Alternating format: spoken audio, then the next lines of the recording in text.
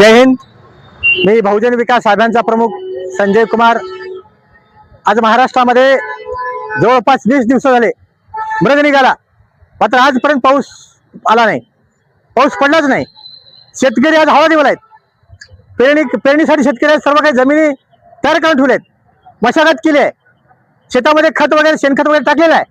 फक्त आता चावडीवर मूठ ठेवायची शिल्लक राहिली आहे, मात्र आजपर्यंत पाऊस पडला नाही।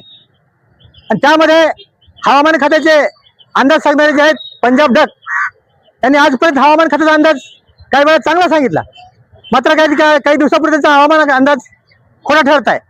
म्हणून पंजाब डकला विनंती आहे, साहेब तुम्ही हवामान खात्याचा अंदाज सांगत असताना अत्यंत अचूकपणे अंदाज सांगावा, कारण शेतकऱ्यांची मशागत करणं फार अवघड झालं हो। डिझेल मिळत नाही, आज अवताला बैल मिळत नाही, स्वतःच्या अवताला शेतकऱ्यांनी स्वतः पत्नीला जुंपलं, असे प्रकार समज महाराष्ट्रामध्ये आहेत। आणि त्यामध्ये पेरणी केली आणि अचूक वेळा पाऊस नाही पडला, तुमचा ऐकून शेतकऱ्यांनी पेरणी शेतात केली आणि पाऊस नाही पडला तर शेतकऱ्याला फार मोठा अन्याय होणार आहे।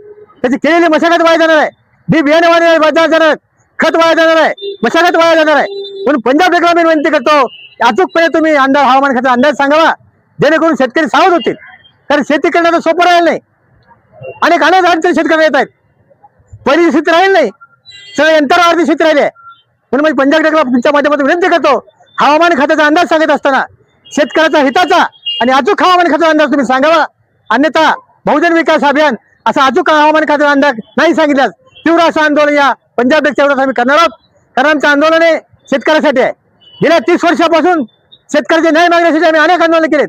आज शेतकऱ्याला पीक विमा नाही, सरसकट कर्जमाफी नाही, शेतकऱ्यांच्या हिताचे निर्णय घेतले जात नाहीत। आणि अशामध्ये असं हवामान खात्याने जर बिनव्याचा हवामान खात्याचा अंदाज सांगितला तर शेतकऱ्यांना आता फार मोठा अन्याय समज जाणार आहे, हे तुम्हाला सांगतो। जय हिंद।